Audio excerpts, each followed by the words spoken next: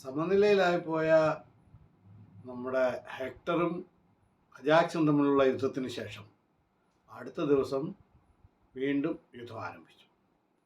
ഇത്തവണ പൂർവാധീന ശക്തിയോടുകൂടി ഗ്രീക്കുകാർ മുന്നോട്ടിറങ്ങി. അവരെ മുന്നിൽ നിന്ന് നയിച്ചുകൊണ്ടിരുന്നത് അഗമെമ്നോനായിരുന്നു. ശക്തമായ യുദ്ധം നടക്കുന്നു. മുന്നിൽ വരുന്നവരെല്ലാം വെട്ടി അരിഞ്ഞുകൊണ്ട് അഗമെമ്നോൻ അങ്ങനെ മുന്നേറിക്കൊണ്ടിരിക്കുകയാണ്. ഗ്രീക്ക് പട വീണ്ടും അഗമെമ്നോൻ്റെ പിന്നിലായിട്ട് അയാളെ സപ്പോർട്ട് ചെയ്തുകൊണ്ട് അവർ മുന്നേറിക്കൊണ്ടിരുന്നു. എന്ത് ചെയ്യണമെന്നറിയാതെ ട്രോയ് സൈന്യം അങ്ങനെ പകച്ചു നിൽക്കുകയാണ്. ആ സമയത്താണ് എഗെയിൻസ്റ്റ് ദ പ്ലേ എന്നൊക്കെ പറയില്ലേ എന്ന് പറഞ്ഞ പോലെ രണ്ട് ഉച്ചയാവാറായ സമയം, അതുവരെയൊക്കെ ഗ്രീക്കുകാർ മുന്നേറിക്കൊണ്ടിരിക്കുകയായിരുന്നു. ആ സമയമായി കഴിഞ്ഞപ്പോൾ എവിടെ നിന്നറിയില്ല ഒരു കുന്തം പാഞ്ഞു വന്ന് ഈ അഗമെമ്നോൻ്റെ വലത് കയ്യിൽ കൊണ്ട്. അഗമെമ്നോൻ രക്തം ചീറ്റിയതുകൂടി അയാൾ അയ്യോ എന്ന് വിളിച്ചുകൊണ്ട് താഴ്വേ. ഗ്രീക്കുകാർ അഗമെമ്നോനെ എടുത്ത് താവളത്തിലേക്ക് കൊണ്ടുപോയി ചികിത്സിക്കാൻ വേണ്ടിയിട്ട്. പടത്തലവൻ വീണു എന്ന് അറിഞ്ഞതോടുകൂടി ട്രോയ് സൈന്യക്കാർ വീണ്ടും ആവേശമായി. അവർക്ക് ആവേശം പകർന്നുകൊണ്ട് ഹെക്ടർ മുന്നോട്ട് വന്നു. അവരുടെ സാരഥ്യം ഏറ്റെടുത്തുകൊണ്ട് അവരെ നയിക്കാൻ തുടങ്ങി. ഉച്ചവരെ തോറ്റുകൊണ്ടിരുന്ന ട്രോയ് പട ഇത് അഗമെമ്നോൻ വീണതോടുകൂടി മുന്നോട്ട് വരാൻ തുടങ്ങി. ട്രോയ് സൈന്യം മുന്നോട്ട് വരുന്നത് കണ്ട് ഇപ്പോൾ ഗ്രീക്കുകാർക്ക് മുന്നിൽ നിൽക്കാൻ ആളില്ല. അപ്പോൾ പടത്തലവൻ്റെ റോൾ ഏറ്റെടുത്തുകൊണ്ട് ദിയോമെഡിസും ഒഡീസിയോസും മുന്നോട്ട് വന്നു. അവർ മുന്നിൽ നിന്ന് നയിക്കാൻ തുടങ്ങി. ഹെക്ടറും ദിയോമെഡിസും തമ്മിലായി യുദ്ധം. ദിയോമെഡിസിൻ്റെ ഒരു പ്രഹരം തലയ്ക്ക് കൊണ്ടിട്ട് ഹെക്ടർ ബോധം കെട്ട് താഴ്ത്തി. ജ്യേഷ്ഠൻ വീഴുന്നത് കണ്ട് ദൂരെ നിന്ന് പാരീസ് ഒരു അമ്പെയ്തു. പാരീസിന് എപ്പോഴും ഈ ഒളിച്ചു നിന്നിട്ടുള്ള പരിപാടിയാണല്ലോ. അയാൾ ദൂരെ നിന്ന് മുന്നിൽ വരാതെ ഒരു അമ്പെയ്തത് ദിയോമെഡിസിൻ്റെ ഉപ്പൂറ്റിക്കാണ് വന്നുകൊണ്ട് കാലിൽ വന്ന് കൊണ്ടതോടുകൂടി അയാൾ താഴെ വീണു. അപ്പോൾ അയാളെ എടുത്തുകൊണ്ട് വീണ്ടും ഗ്രീക്കുകാർ താവളത്തിലേക്ക് കൊണ്ടുപോയി. അപ്പോൾ ഒഡീസിയൂസ് ഒറ്റപ്പെട്ടു പോയി. 4 ചുറ്റും നിന്നിട്ട് ഈ ട്രോയ്ക്കാർ ഒഡീസിയൂസിനെ ആക്രമിച്ചു. നിൽക്കാൻ നിവൃത്തിയില്ലാതായി. അങ്ങനെ ഒടുവിൽ ഒരു കുന്തം ഒഡീസിയൂസിൻ്റെ മേലും തറച്ചു. അയാളവിടെ കിടന്നിട്ട് ആർത്തനാദം മുഴക്കി കരഞ്ഞു വിളിച്ചു. ഇയാളുടെ ശബ്ദം കേട്ട് പടയുടെ അങ്കലാപ്പ് കണ്ട് മെലനാവൂസും ഈ അജാക്സും പാഞ്ഞെത്തി. ആ പാഞ്ഞെത്തിയില്ലായിരുന്നെങ്കിൽ ഒഡീസിയൂസിനെ അപ്പം തന്നെ അവർ ശരിയാക്കിയത്. എന്തായാലും ഒഡീസിയൂസിനെയും അവർ രക്ഷപ്പെടുത്തി ജീവനും കൊണ്ട് താവളത്തിലേക്ക് കൊണ്ടുപോയി.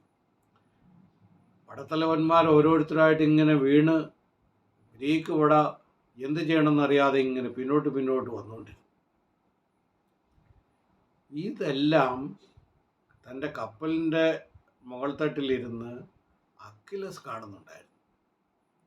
അക്കിലസ് തൻ്റെ അടുത്ത സുഹൃത്തും സന്തത സഹചാരിയുമായിട്ടുള്ള പെട്രോക്ലോസിനോട് പറഞ്ഞു, നീ ചെന്ന് നോക്ക്, അവിടെ ഓരോരുത്തന്മാർ വീണു തുടങ്ങി. അഗമെമ്നോൻ ഇപ്പോൾ എൻ്റെ അടുത്ത് മാപ്പ് പറയാൻ വരും, ഇല്ലെങ്കിൽ അവർക്ക് പിടിച്ചു നിൽക്കാൻ പറ്റില്ല. എന്തായാലും നെസ്തോർ ഒരു പടയാളി ആരെയോ കൊണ്ടിട്ട് താവളത്തിലേക്ക് പോകുന്നുണ്ട്, നീ ഒന്ന് ചെന്ന് നോക്കുമെന്നു. പെട്രോക്ലോസ്